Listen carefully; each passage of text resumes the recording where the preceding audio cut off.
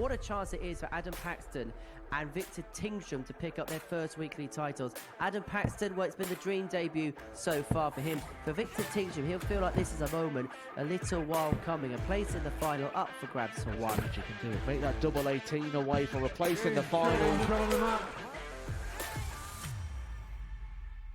Wesley Plaisir was beaten, knocked out by Mike Warburton in a last leg decider. Play. That is what they are playing for. They are playing for the trophy. They are playing for the big prize pot, and they are playing for a place in the £25,000 Champions Week.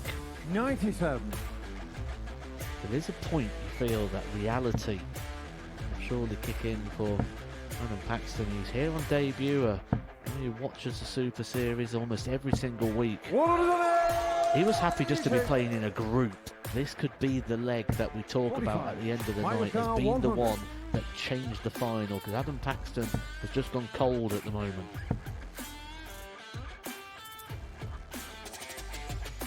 Bang on, He doesn't just get two, he gets the lot. Adam should take out the 16 out. If not, Mike's just behind him. Shot on the fifth leg. Can Paxton deliver one of the biggest moments of his career so far? He can. Double 12. What a moment that is from Adam Paxton. Mike Warburton was looking at 60 to win the match. Paxton, here's your moment. He approaches the hockey with confidence, with time, and delivers. Adam Paxton on debut. The boy, the fanboy, comes to the Super Series and wins.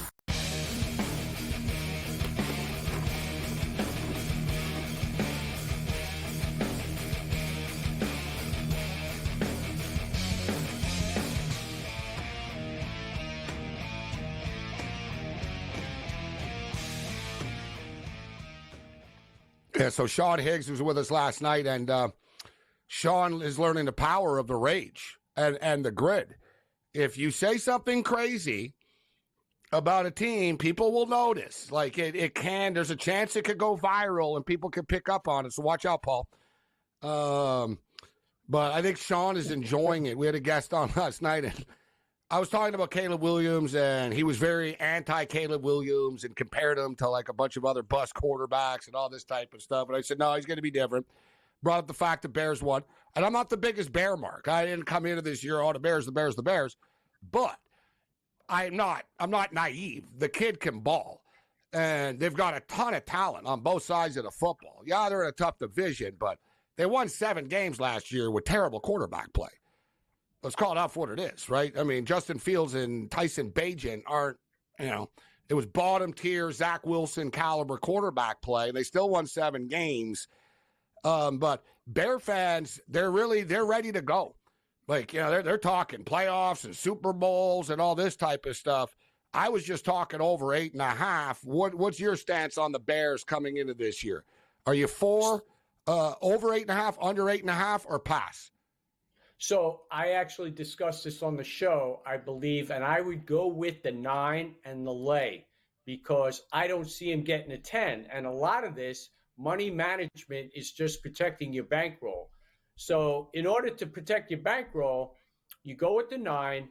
You assume the worst you're going to do is get the push, because I do not see in this division the Bears getting to 10 wins. And I'm just not sold on rookie quarterbacks in general coming into the NFL, making that leap. And I watched Caleb Williams last year, and I saw some flaws. So I understand he had a great preseason game, and he threw some dimes, but I got to see this in the regular season, and I got to see it consistently. And I think there will be some mistakes made along the way.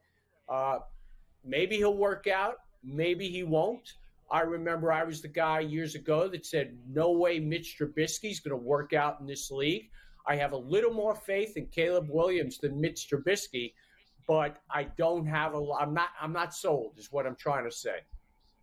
So the Indianapolis Colts, Anthony Richardson, I was talking about the Bengals trash talking him and about him, and I like him, but he's a quarterback. Like, people are sort of all the Colts this, the Colts that, but I'm expecting growing pains with him. And I get it. And I saw something the other day, Paul. I think rookie quarterbacks that start have like a 38% winning percentage. Like, it's pretty much like, you know what I mean? It's very rare, guys, the rookie. And, you know, people expect everyone to be Mahomes or, you know, C.J. Stroud. And I brought it up last night, Paul, about C.J. Stroud. It wasn't just C.J. Stroud. The Houston Texans have a lot of good players and have drafted well over the years. So he was dropped into a good situation. It wasn't like he was the one that just sort of, oh, C.J. Stroud is here. He's good, right? But he fell into the right situation. But as far as the Colts are concerned, I like their coaching staff. I like them, but I still like the Texans, and I still like the Jags better than I do like the Colts. And I brought it up last night. Do you think the Jags are live to win this division at plus 250? I like them more than the Colts, for sure. I'm not a huge Trevor Lawrence fan. I know they gave him the bag, but he has never reached the heights that he was predicted to reach when he came out of college. And I think they're hoping, and again, we use that word hope, that they get the productivity that they were expecting when they drafted him. And I'm not sure that's going to come. I think the Titans actually have an outside chance to win this division. It's really open. It's open season in the AFC South, and I'm going to take a wait and see attitude on that. I don't have any play in terms of a win total or within the division in the AFC South. One thing with the Jags, you just talked, we talked about it last week. Hope's not the best, you know what I mean? It's not the best thing to hang your hat on when you're betting on something. Well, we hope this is going to happen. New York Giants, we hope they're going to be good. Sorry, Paul, I had to throw that in there. But if you look at the Jags, there's a lot of players like on offense here. There's a lot of sort of hope type guys. Christian Kirk is good, gets hurt a lot, right? You know what I mean? He does. Gabriel Davis, they just gave him a bunch of money. He's inconsistent. I'm a Buffalo Bills fan. I know who he is. He's not bad, but it's sort of like, okay, if he's really good, this could work out. But you know what I mean? It could be sort of average. You know, as a Giant fan, Evan Ingram is the definition of that, right? Mm-hmm. Right. So they sort of have like all the same guys. So you got Kirk, you got Davis, you got Ingram. It's like, yeah, on paper, like if this is the combine, it looks pretty good, but they all don't have the best track records. I really do like, though, I like their running back. We'll see, you know, if Lawrence could take it today. He's too inconsistent. He turns the ball over, like you said. I like their defense, though, the Jags. And I tell you what, the Brian Thomas kid out of LSU's a stud, like all these LSU wide receivers are. He'll probably end up being their best wide receiver. So I actually think they're in play for the division, in my opinion, Paul. Yeah, I think they're in play. I think it's going to be competitive, and it's one of those divisions, unlike, let's say, the NFC East, where anybody could actually break through and win.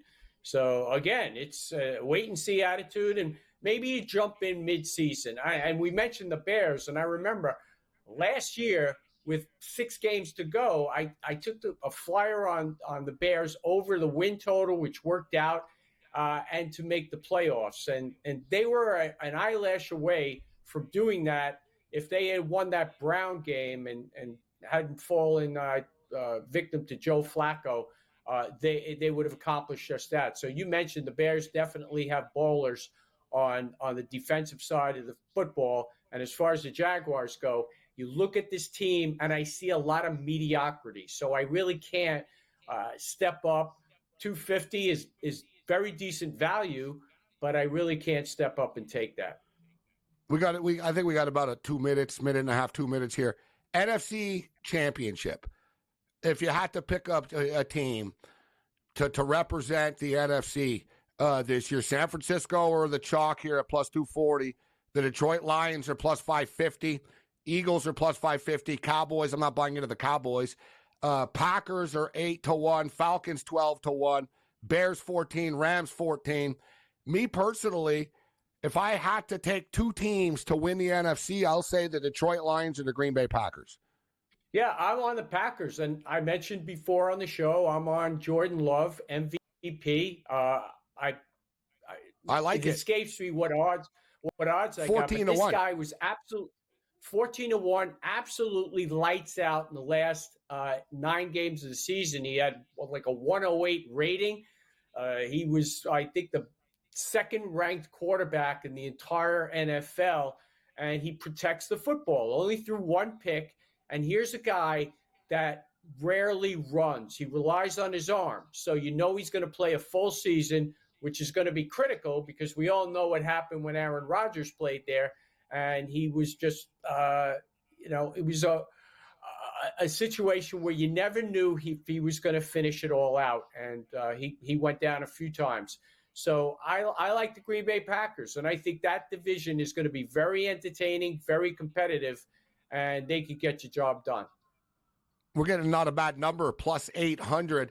I want to go on the other side, guys, and we're going to let Paul go. Kurt's going to join us, but we'll take a look at the divisions, like which division's going to win the Super Bowl, because that NFC North, if we like 2 teams legitimately, Detroit and Green Bay, it's not bad. And then we'll hit the AFC next week. But do you have a quick AFC thought for us? You got about 25 seconds. Is it Kansas City again?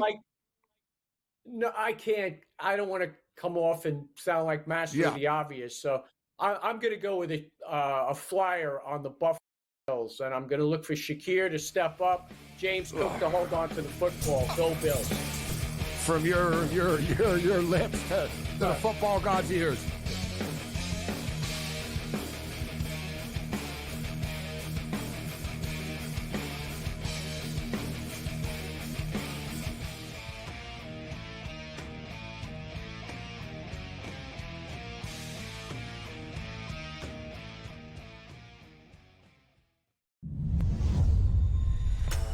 What a chance it is for Adam Paxton and Victor Tingsham to pick up their first weekly titles. Adam Paxton, well, it's been the dream debut so far for him. For Victor Tingsham, he'll feel like this is a moment a little while coming. A place in the final up for grabs for one. You can do it. Make that double 18 away for a place in the final. Wesley Plaisir was beaten, knocked out by Mike Warburton in a last leg decider. Play. That is what they are playing for. They are playing for the trophy. They are playing for the big prize pot, and they are playing for a place in the £25,000 Champions Week. 97. There is a point you feel that reality will surely kick in for Adam Paxton. He's here on debut. He watches the Super Series almost every single week. He was happy just to be playing in a group. This could be the leg that we talk about at the end of the night as being the one that changed the final, because Adam Paxton has just gone cold at the moment.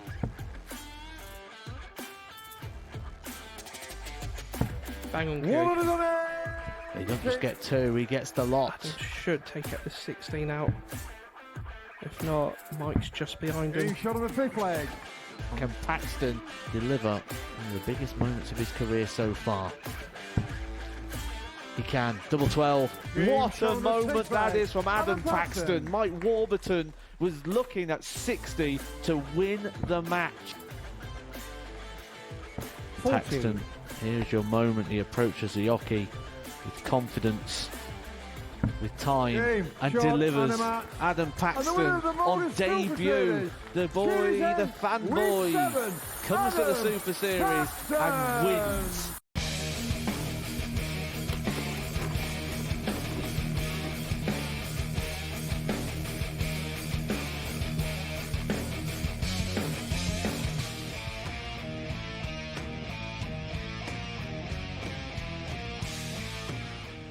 This is SportsRage. I am Morency. The quickest 180 minutes in sports talk and television continues. And I got to tell you, great show so far tonight. Some quality content. Great golf talk with Brady Cannon and some great NFL talk with Paul Bovey. Hopefully George Kurtz doesn't let us down right now. You better continue the great conversation rolling with some hot takes. What's going on, Kurtz? How you doing? Yeah, I'm going to see if I can bring this show back to normal here. And I'm in a good mood tonight. Yeah, right? Don't bring me down to any level here, Kurtz. We're up here right now. You didn't have me on last night. I would have flipped. I was going to call you to get you on. We had guests, but I was watching the game, obviously. Even though the Dodger game was, I was like, I can't tune away from this. 10th inning, 11th inning, 12th. They all have like runners on this and that. They can't score. And I said live on the show, I said, man, maybe we got to get Kurtz on. And I actually bet on Cleveland coming into the 12th. I was like, somebody's got to freaking score, and Cleveland's going to score. They finally broke it open. Were you raging last night? Was that one of those gut-wrenching wins, even though they came back with a blow win tonight? Last night, it's not that they lost, Gabe. Right? Listen, you're going to lose 60, 70 games, even if you're having a very good season. It's how they lost. They lost like they had never played baseball before. They couldn't run the bases. They couldn't catch the ball. I mean, coaches, the third base coach actually was doing this. Well, which one is it? You want to stop or do you want him to go? And that's why I like Cleveland's bunt. He didn't know Cleveland's bunt caught them off guard. They were like, what the hell? Those were two great bunts by Rocchio. Oh, right down the line. I know. I don't know why they don't do that more. I always tell you that, though. I always say I would bunt in extra innings, and they did. And what was crazy, they didn't effing score. They got first and third with nobody out, and they got nothing out of it, Cleveland, somehow. There was at one point, I believe, in the game between both teams. I know I tweeted this out. I think they were 3 for 29 with runners in scoring position. The Yankees went 1 for 16 in the game. 1 for 16. They couldn't hit a ground ball. And once again, they would have won that game with a ground ball, a fly ball, forget a hit. They had 3 times they could have driven in a runner from third base with less than 2 out. Didn't need a hit, and they can't get it done. The Yankees win tonight. That's great. Judge and Soto with bananas. Here's another little stat that pretty much tells you all you need to know about the Yankees. The last 13 runs, 12 have been driven in by Soto and Judge. It's Soto and Judge. And he hit his, 36 and 46 tonight. Soto, 36 home run. Judge, 46. Hell of a catch at the wall here in the Seattle game. It's just like last night. The Mariners center fielders are taking a beating against the Dodgers. I've never seen like so many guys hit the wall, but 3-1 Dodgers right now in this game. But Judge hit the shot tonight. It was a 2-run shot. And I was like, I don't know why you guys even pitched to him. Like, seriously, you got a runner on. That's when it's like, no. Like, he's going to hit a home run. And he did. I bet the over 8.5 tonight, which I should have only bet the over 8.5. It barely got there, but it did. But I was like, you know what? This was almost like, I was thinking of you and your negativity. I was like, I don't trust Cortez enough to lay this big price. Give me the Guardians plus 1.5 in a high-scoring game. One team scored, one team didn't. It is what it is. It is what it is. You just don't know which Yankees are going to show up game in and game out. You don't. Cortez pitched well tonight. I think he pitched well in his last start, too. But that's 2 in a row. Right. Yeah, but before that, he gave up like 25 runs in 4 starts. And that's the problem. You just don't know. You don't know. And listen, the Yankees left-hander. Cleveland, everyone and their mother is throwing left-handed starters against the Yankees. Coming into tonight, they were 13 and 20 against left-handers. They don't hit them. They don't hit righters either, but they really don't hit left-handers. That's why this kid you saw tonight was, I never heard of him. But so there's always a left-hander. That's why they needed to start throw a left-hander against the Yankees. Didn't work out tonight. Like I said, you and I have discussed this. I think the Yankees can beat anybody, but they can also lose to anybody. And on any given night, or more than a playoff series here, I'm going to the game Sunday against Colorado. I don't feel great about it, right? And Louis Hill went on the IL last night. I was supposed to see him. He was supposed to pitch on Sunday. Now I'm probably going to see Will Warren. So you're going to Sunday afternoon game. That's nice before the football season starts. Get a Yankee game in. Got to get it done. Because I ain't going on any Sunday afternoons once September starts. Yeah, I haven't been to a Dodger game yet this year, and that's rare for me at this time of the year. I'm sort of saving it. I will go at some point, but in the playoffs. And they got to go sort of deeper in the playoffs, and I'll go. There'll be some weekend game. I'll have a chance to go at some point, but they've got to do it first. I'm not going to go now at this juncture of the year. But speaking of the Dodgers, they're up 3-1 right now. And, it's like whack-a-mole. Every time they get someone back, they lose somebody. But offensively, this team's starting to come alive right now, George. From a health perspective. Muncie's been back. He's crushing the ball, bro. He just laid one down the first baseline for a double right now. Gavin Lux is really hitting the ball hard right now as well. You got Hayward coming in, as a pinch hitter, hitting home runs. I was watching the game last night. Everybody's standing up, on the dugout, good atmosphere and stuff. At times, the Dodgers' atmosphere has been a little bit mercenary-ish. Somebody could hit a grand slam a couple of years ago, and you get a high five, basically. That's it. Good for you. Like I say, you got to sort of feel this momentum shift. And while the Dodgers are going up, the Mariners season's falling apart here. This is going to be the week that killed them, George. Right? They lost 8 of 9 games right now. This is it, and they're down 3-1. Yeah, Ken Rosenthal wrote a column today for The Athletic where the GM admits it's just everybody screwed up with the offense. They didn't get enough hitters here. They thought he's actually the GM said they really thought they had enough coming into the season. How could you have thought that? You were bat short last year. You let Hernandez go to the Dodgers here, so you were 2 bats short. Yeah, granted, Julio Rodriguez had a terrible year, and now he's been hurt. He's just not the same player. But this is all. I think they misread the situation here. I really think they misread the situation. And as for the Dodgers, you and I discussed this. They're getting healthy now. I think the Dodgers are ready to click the switch. I think it's coming okay. It's playoff time. Playoff time. Now we got to play real baseball. We got the offense back. We'll get Glasnow back maybe in a week. Yamamoto back maybe a week after that. It's time to get real here and get ready for the playoffs. I think the Dodgers were a team that just was bored with the regular season. I think they knew they were going to go to the playoffs, knew they're probably going to win the division. It just didn't matter. And I think now they're getting ready to play real baseball. Yeah, they really have dialed it up a notch. And they just wear you out. I mean, Logan Gilbert's a really good pitcher, guys. He's in the 4th. You should look. He's exasperated. Look on his face. He's up to 64 pitches right now. The Dodgers are just incredibly patient at the plate. Like, they wear you out. They just sort of grind on you and grind on you and grind on you. And their pitch selection is very good. They're not an easy team to strike out. But with that being stated, we took Logan Gilbert over 5.5 strikeouts in this game, and he's got 6.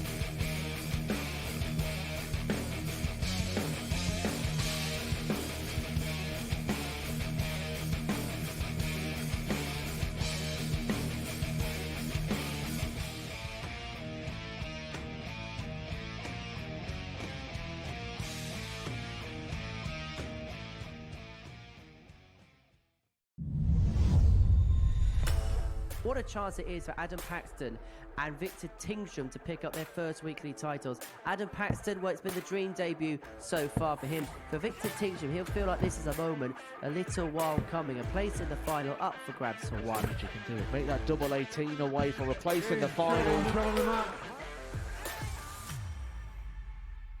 Wesley Plaisir was beaten, knocked out by Mike Warburton in a last leg decider. Play. That is what they are playing for. They are playing for the trophy. They are playing for the big prize pot, and they are playing for a place in the £25,000 Champions Week. 97. There is a point you feel that reality will surely kick in for Adam Paxton. He's here on debut. He watches the Super Series almost every single week. He was happy just to be playing in a group.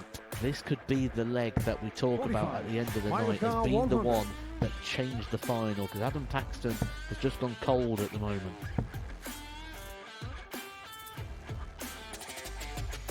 Bang on cue. He doesn't just get 2, he gets the lot. Adam should take up the 16 out. If not, Mike's just behind him. Shot on the 5th leg. Can Paxton deliver one of the biggest moments of his career so far? He can. Double 12. What a moment that is from Adam Paxton. Mike Warburton was looking at 60 to win the match. Paxton, here's your moment. He approaches the hockey with confidence, with time, and delivers. Adam Paxton on debut. The boy, the fanboy, comes to the Super Series and wins.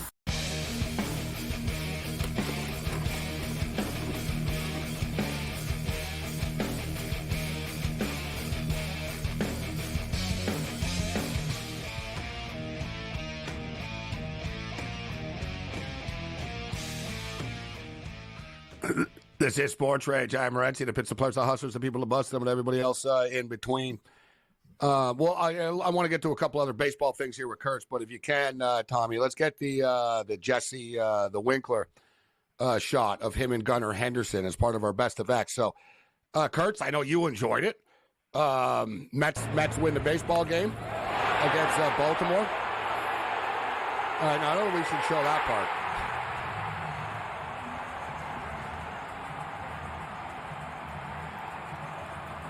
I'm at the still shot of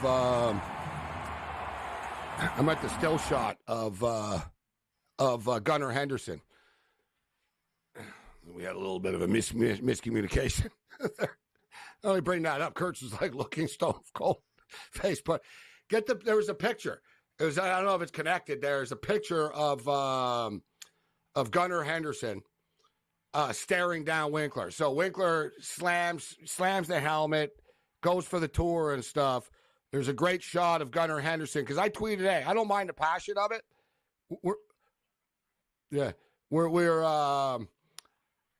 I love the passion of it. I've noticed like the Guardians Yankees last night, the Mariners Dodgers last night. There's a lot of sort of playoff atmosphere already in the air in baseball. But at the same point in time, you're not Aaron Judge. You're not Shohei Ohtani.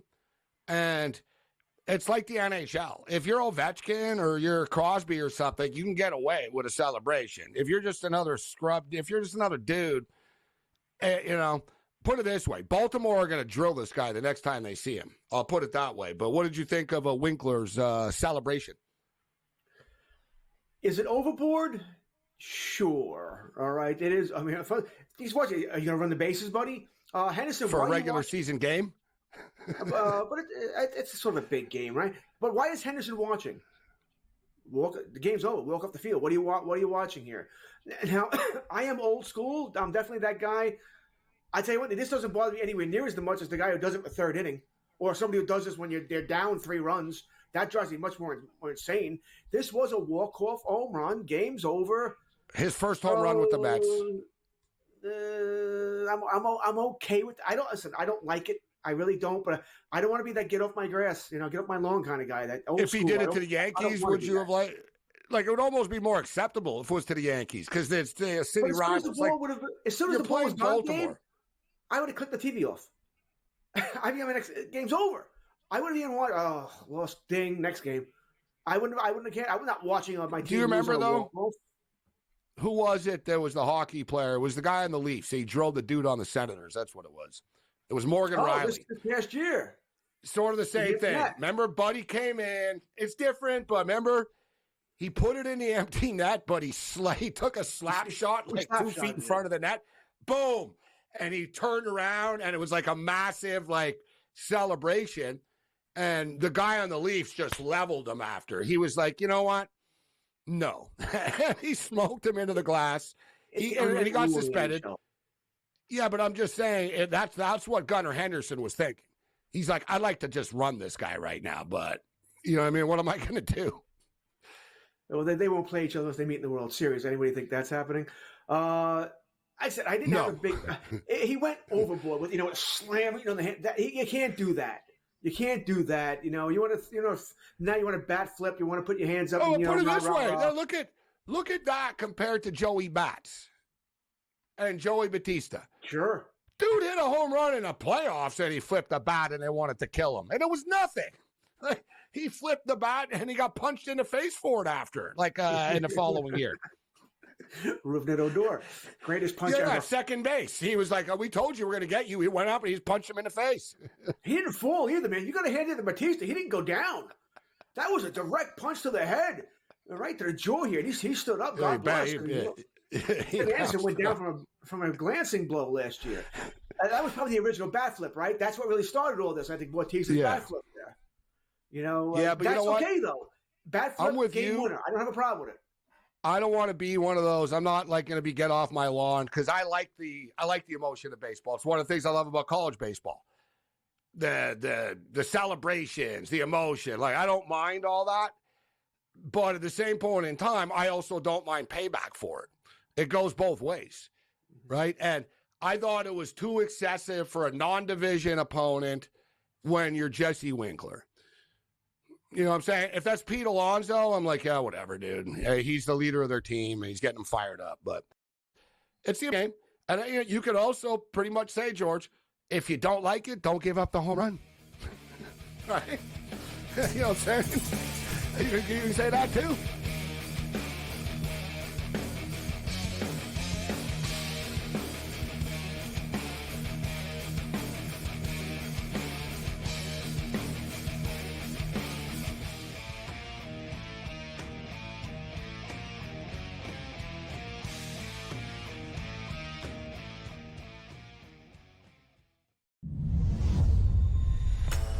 What a chance it is for Adam Paxton and Victor Tingsham to pick up their first weekly titles. Adam Paxton, well, it's been the dream debut so far for him. For Victor Tingsham, he'll feel like this is a moment a little while coming. A place in the final up for grabs for one. You can do it. Make that double 18 away for a place in the final. Wesley Plaisir was beaten, knocked out by Mike Warburton in a last leg decider. That is what they are playing for. They are playing for the trophy. They are playing for the big prize pot, and they are playing for a place in the £25,000 Champions Week. 97. There is a point you feel that reality will surely kick in for Adam Paxton. He's here on debut. He watches the Super Series almost every single week. He was happy just to be playing in a group. This could be the leg that we talk about at the end of the night as being the one that changed the final, because Adam Paxton has just gone cold at the moment.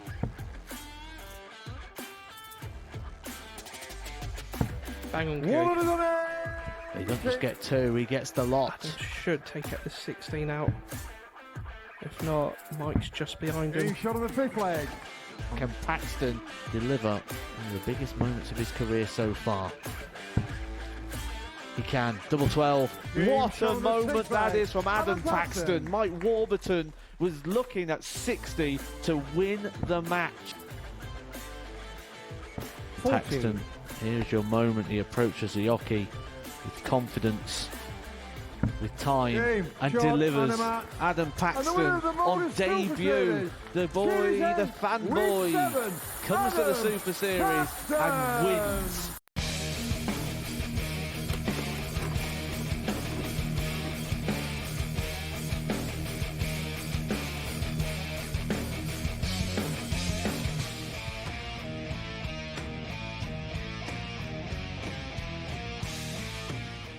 This is SportsRage. I'm Morency, the Pittsburgh Blades, the Hustlers, the people above Slim, and everybody else in between. 3-1 still at Chavez Ravine right now. So we gave you the over. I talked about, what did I say at halftime in the WNBA game? I said this thing should get into the mid-80s, right? Into the mid-180s, and it was 177.5, 179.5. So the final score was 98-87. The Lynx went outright as 7-point road underdogs against the Las Vegas Aces. So we cashed the ticket +7, and we cashed the ticket with the over. And we're on the Los Angeles Dodgers parlayed with LAFC. I'm not a big fan of the same city parlay, but I liked it tonight. They were playing at the same time. LAFC are currently leading 3-0 right now in the 65th minute of the game. So LAFC are rolling. They're up 3-0. Dodgers are up 3-1 right now, bottom of the 5th. We gave you the Logan Gilbert over 5.5 strikeout prop. And, George, that was an interesting one. Logan Gilbert had 6 or more strikeouts in 7 of his last starts. Yet it was 5.5 tonight against the Dodgers. And what is he up to? He's up to 7 now, I think? Yeah, he's up to 7 right now, Kurtz, even though they're losing 3-1. Odds makers were a little off on that one tonight. Yeah, I wish I would have picked up on that. I did not see that because you're right, Gilbert. The whole pitching staff we know is good. I don't know, maybe because of the Dodgers and they just didn't look into it. But Gilbert can pitch. Once again, it's the reason why everybody in the American League be thrilled that the Mariners don't make the playoffs because no one wants to face this pitching staff. I mean, Gilbert, you mentioned all the strikeouts he gets, and what is he? Third best behind Castillo and Miller. You know, it's a really good staff. Gilbert's pitching a lot of tough luck this year, and he has had some bad starts. So I wonder if that was part of it. He had some starts where he's gotten blown up, and maybe they just didn't think he'd last this long. And Flaherty's strikeout prop, George, I found to be high at 7.5. Not easy to get to 8 strikeouts in 3 starts. Yeah, and exactly right. It's a good point. Like in three starts with the Dodgers, he's gone over 7 strikeouts once. So I was, it just seemed like, okay, well, it's not easy to get to 8 strikeouts. It's not automatic that he will. For the record, as we're in the bottom of the 5th right now, so we're going into the 6th. He's 5 innings through. He's got 4 strikeouts right now. I'm looking pretty good. They're probably going to take him out relatively soon. He's at 84 pitches right now. And if I'm the Dodgers, I don't want to get anybody hurt as far as starting pitching is concerned. I'd give him one more inning. Let him pitch the 6th, then he's gone. Every time I hear Jack Flaherty's name, I get angry. Well, why isn't he a Yankee? Hell, if you're an Oriole fan, you should be even more angry. There's no way he should have gotten to the Dodgers. No freaking way. Just makes me not happy here. So I think the Dodgers got to steal. I know they get. It was a last-minute deal too, Kurt. So they pulled it off right at the end of the trade. What we heard from that deal was that the Yankees and remember it was reported. I forget who reported it, but it was a national that the Yankees and Tigers were all but done. That Flaherty was going to be a Yankee, but that was on the day before. It was a deadline of Tuesday, so that was on a Monday night. That was reported, and then nothing. And I go, oh, God, it must have fallen apart here. Cashman said they never really agreed on players here, and then there was a medical issue with Flaherty. Well, he looks pretty damn good here in L.A. I think that's just a cover term for no, we didn't want to give up what they wanted to give. I didn't want to take that chance here. And the Yankees, listen, they might pay for it if Hill can't pitch. But look at the Orioles. They just put Eflin on the IL. The Orioles have no pitching staff left. I mean, it's just Corbin Burns and prayers right now. I mean, Povich, Suarez, Cole right. Irvin's back. I mean, they should. If I'm an Oriole fan, I'm even more upset than if I'm a Yankee fan. Once again, how did Jack Flaherty get through to the Dodgers? Remember, you and I talked about the Rookie of the Year stuff. Merrill was like plus 250. Now it's minus 120, just for the record. But let me ask you: can Arizona absorb Marte's injury? Will it catch up to them? They were playing the Marlins this week, so it's what I mean. It's going to get realer for them down the stretch, but it's a big loss for them.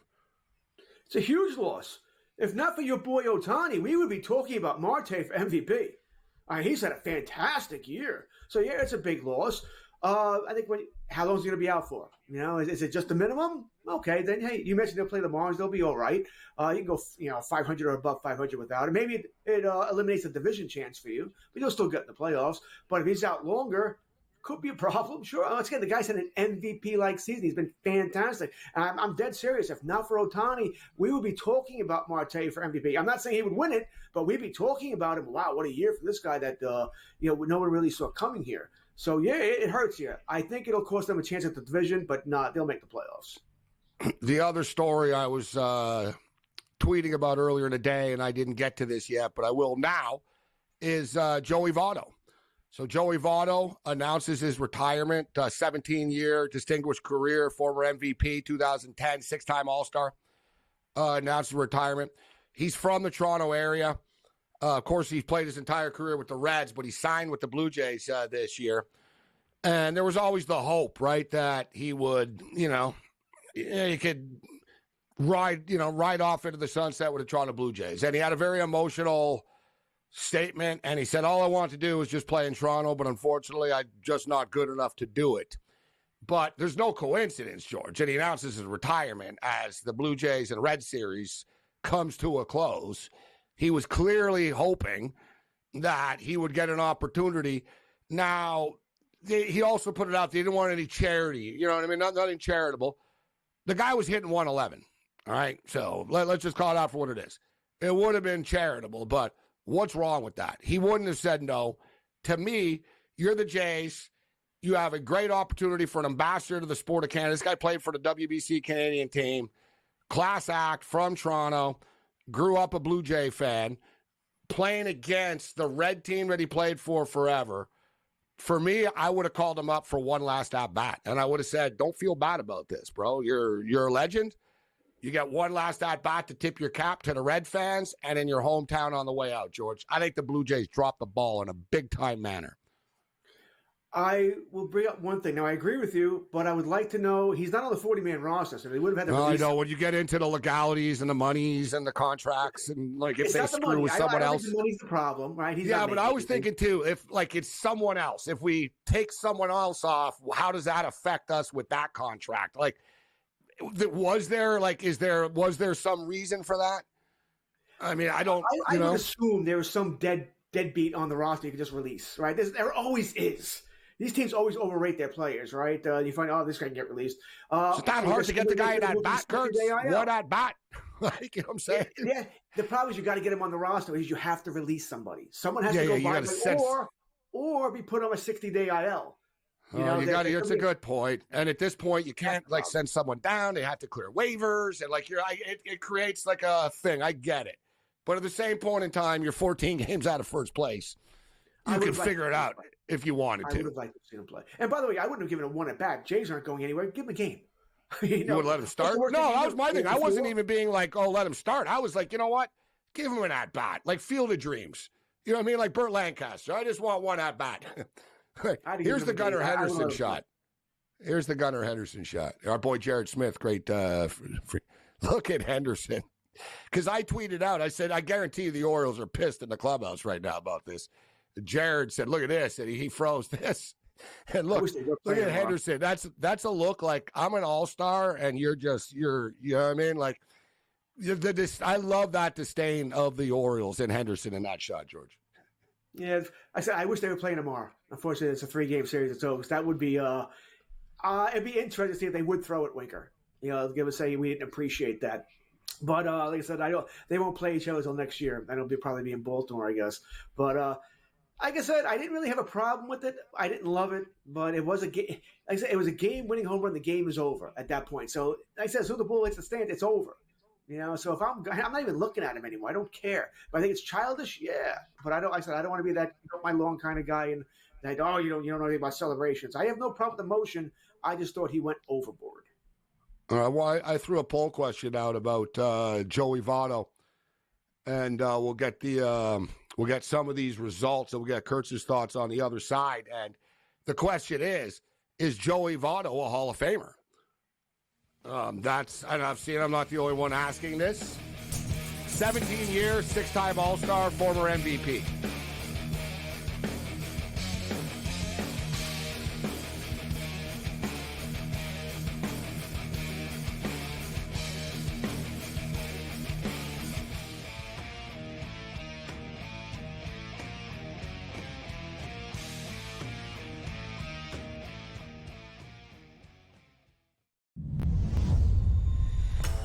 What a chance it is for Adam Paxton and Victor Tingstrom to pick up their first weekly titles. Adam Paxton, well, it's been the dream debut so far for him. For Victor Tingstrom, he'll feel like this is a moment, a little while coming. A place in the final up for grabs for one. You can do it. Make that double 18 away for a place in the final.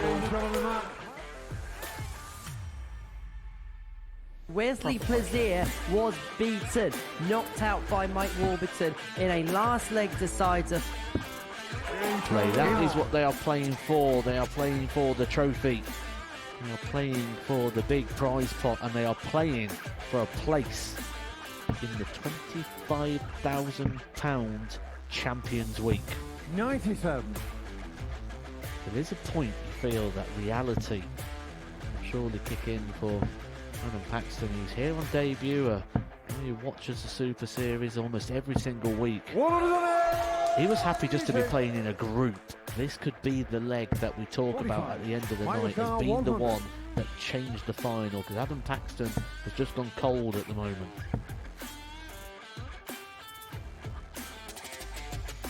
Bang on, He doesn't just get 2, he gets the lot. Adam should take out the 16 out. If not, Mike's just behind him. Shot on the 5th leg. Can Paxton deliver one of the biggest moments of his career so far? He can. Double 12. What a moment that is from Adam Paxton. Mike Warburton was looking at 60 to win the match. 14. Paxton, here's your moment. He approaches the hockey with confidence, with time, and delivers. Adam Paxton on debut. The boy, the fanboy, comes to the Super Series and wins.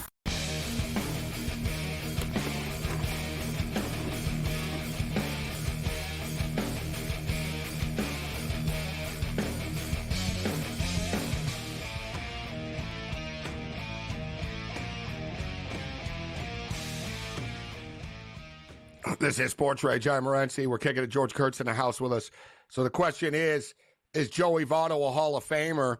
As I mentioned, just cosmetically, 17 years, 6-time All-Star, former MVP, 2010 MVP.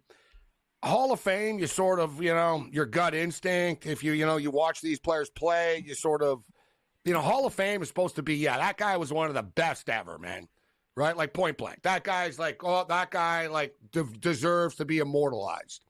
And my gut instinct says no, right, about Joey Votto. But let me dig a little bit deeper and let everybody make the case for themselves. Just a little background here. So, 6-time All-Star, won the MVP.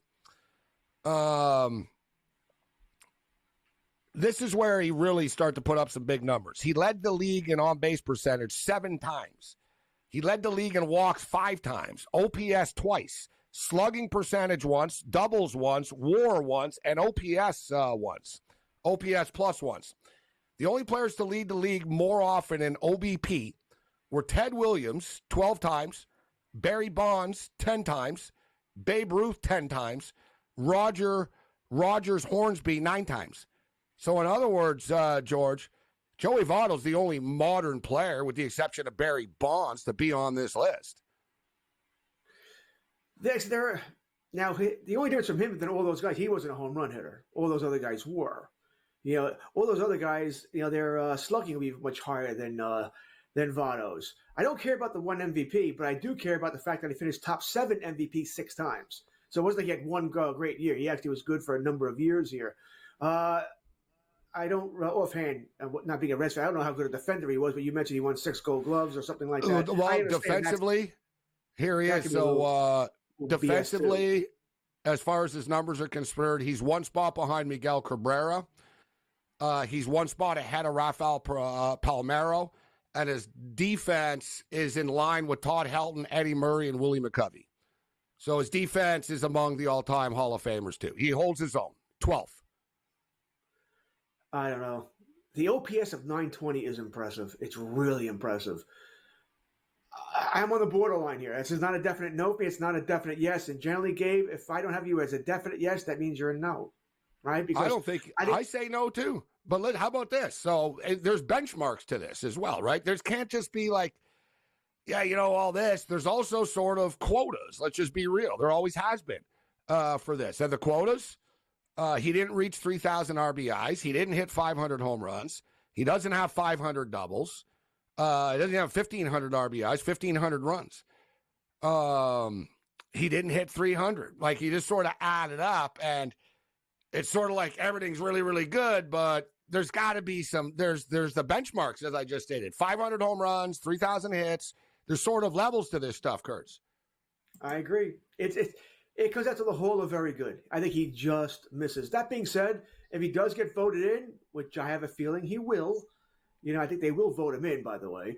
Is Larry Walker better, in your opinion? Larry Walker's a Hall of Famer. Yes, I think Walker was a better player. I do. I agree.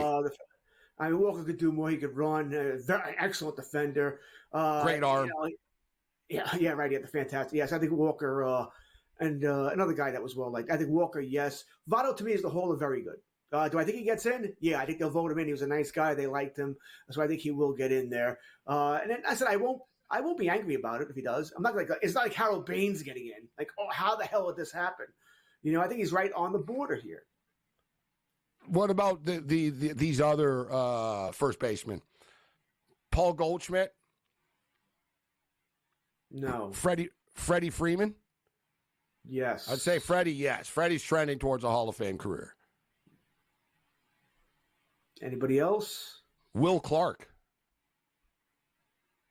Oh, back in the day. I mean, I'd probably take Goldschmidt over. He's another one. No, great swing, great player, but you're not one of the all-time greats. You know what I mean? God, when I think of Will Clark, I remember some idiot in Yankee Stadium, the upper deck threw a knife at him. That landed when the Angels beat the Yankees. And he was an unlikable guy. No one liked him. Christ. No, Clark, no. Goldschmidt, no. Freeman, yes. Just figured those, and I bring these up because those are the comparable names, right? Sort of guys in the pipeline, sort of down the road with comparable careers. But Freeman's a doubles machine, man. I mean, this guy's going to rack up like a lot of doubles before it's all said and done.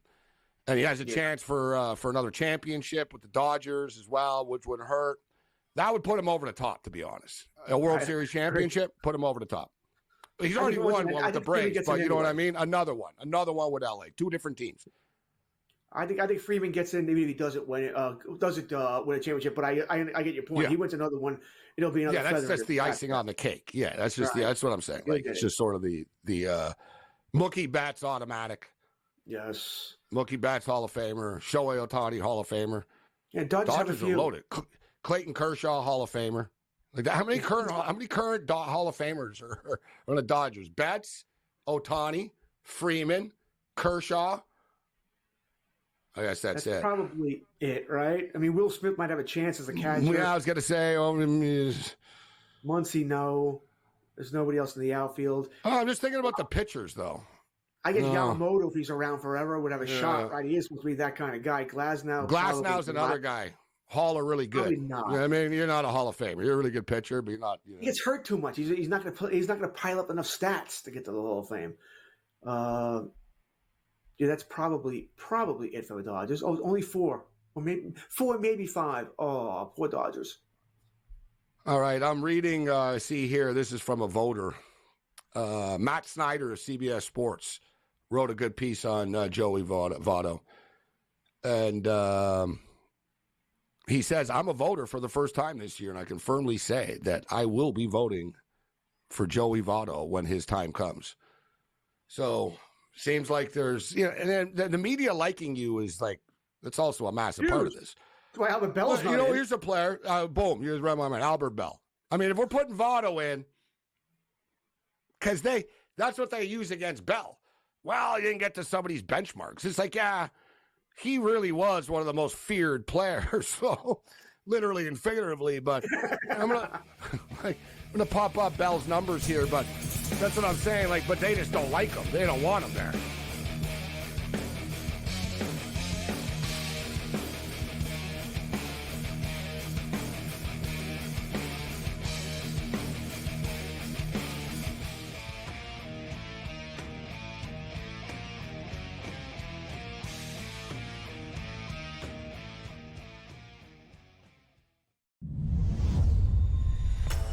What a chance it is for Adam Paxton and Victor Tingstrom to pick up their first weekly titles. Adam Paxton, well, it's been the dream debut so far for him. For Victor Tingstrom, he'll feel like this is a moment a little while coming. A place in the final up for grabs for one. You can do it. Make that double 18 away for a place in the final.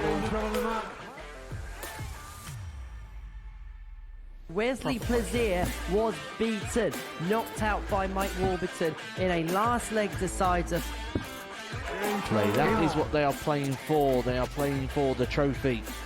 They are playing for the big prize pot, and they are playing for a place in the £25,000 Champions Week. 97. There is a point you feel that reality will surely kick in for Adam Paxton. He's here on debut. He watches the Super Series almost every single week. He was happy just to be playing in a group. This could be the leg that we talk about at the end of the night as being the one that changed the final, because Adam Paxton has just gone cold at the moment.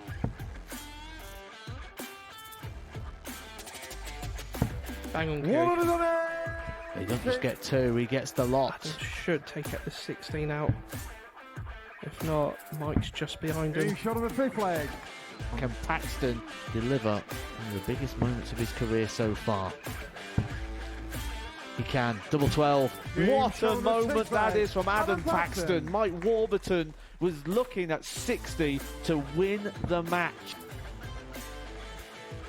Paxton, here's your moment. He approaches the hockey with confidence, with time, and delivers. Adam Paxton on debut. The boy, the fanboy, comes to the Super Series and wins.